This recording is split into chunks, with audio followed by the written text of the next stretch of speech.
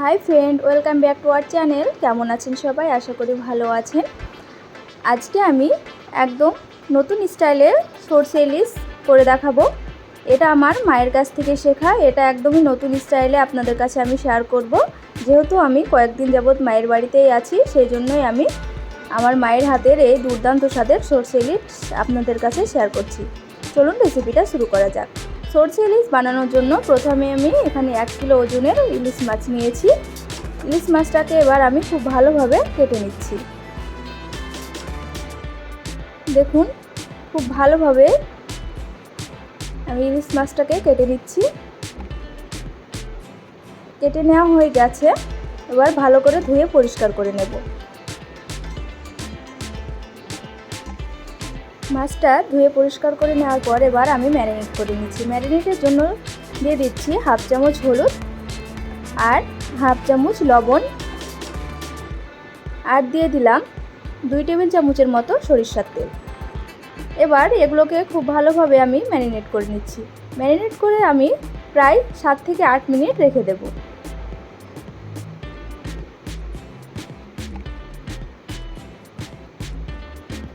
এবার আমি কিছু মশলার পেস্ট বানিয়ে নেব। মশলাটা বানানোর জন্য এখানে নিয়েছি 1টি পেঁয়াজ, নিয়েছি 4টি কাঁচা লঙ্কা, আর দিয়ে দিলাম ভর্তি 2 চামচ পোস্ত, আর এখানে আমি দিয়ে দিচ্ছি 1 চামচ কালো সরষে। এবার আমি এগুলোকে খুব ভালোভাবে মিহি করে একটা পেস্ট বানিয়ে নিচ্ছি। পেস্টটা বানানো হয়ে গেছে, এবার মাছের মধ্যে আমি এই পেস্টটা দিয়ে দিলাম। এবার আবারও খুব ভালোভাবে ম্যারিনেট করে নিচ্ছি।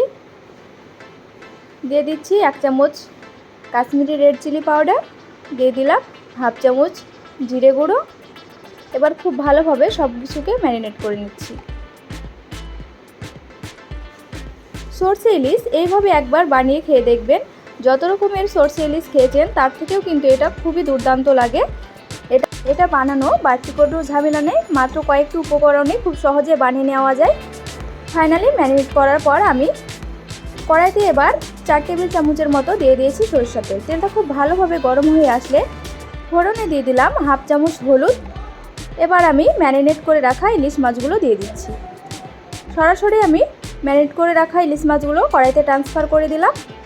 এবার হালকাভাবে, যাতে ভেঙে না যায়, আলতো হাতে আমি ইলিশ মাছগুলোকে এভাবে একটু সময় নিয়ে কষিয়ে নেব। এ পর্যায়ে অবশ্যই খেয়াল রাখবেন যাতে ইলিশ মাছগুলো না ভেঙে যায়। খুবই আলতো হাতে কাজটা করে নিতে হবে। 2 থেকে 3 মিনিট সময় নিয়ে আমি ইলিশ মাছগুলোকে কষিয়ে নিচ্ছি।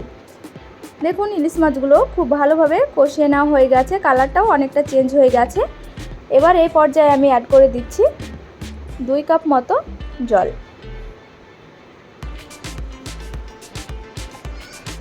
জলটা দেওয়ার পর আমি গ্যাসের ফ্লেমটা হাই করে এবার আমি 4 থেকে 5 মিনিট সময় নিয়ে রান্না করে নেব। ঢাকনা ছাড়াই আমি 4 থেকে 5 মিনিট সময় নিয়ে রান্না করে নিচ্ছি।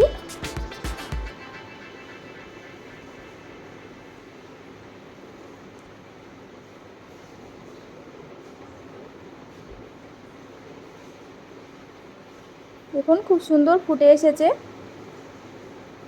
এরপর যে আপনাদের কাছে ছোট্ট একটি অনুরোধ, আপনারা যারা আমার ভিডিওটা দেখছেন কিন্তু এখন পর্যন্ত আমার চ্যানেলটা সাবস্ক্রাইব করেননি, প্লিজ আমার চ্যানেলটা সাবস্ক্রাইব করুন আর পাশে থাকা বেল আইকনে ক্লিক করে নোটিফিকেশানটি অল করে রাখুন, যাতে করে আমার চ্যানেলের প্রত্যেকটি নতুন ভিডিওর নোটিফিকেশান সবার আগে আপনার কাছে পৌঁছে যায়। অবশ্যই এখানে লবণের পরিমাণটা আপনারা টেস্ট করে লবণটা অ্যাড করবেন। দেখুন, আমি লবণটা অ্যাড করে দিলাম, আর দিয়ে দিলাম 1/2 চামচ গরম মশলা গুঁড়ো। দেখুন, আমার রান্নাটা কমপ্লিট। ভিডিওটা ভালো লাগলে অবশ্যই কমেন্টে জানাবেন, আর অবশ্যই একটি লাইক করবেন। সবাই ভালো থাকবেন, সুস্থ থাকবেন। ফিরে আসবো আবার নতুন কোনো ভিডিও নিয়ে। এখনকার মতো বিদায় নিচ্ছি। আল্লাহ হাফেজ।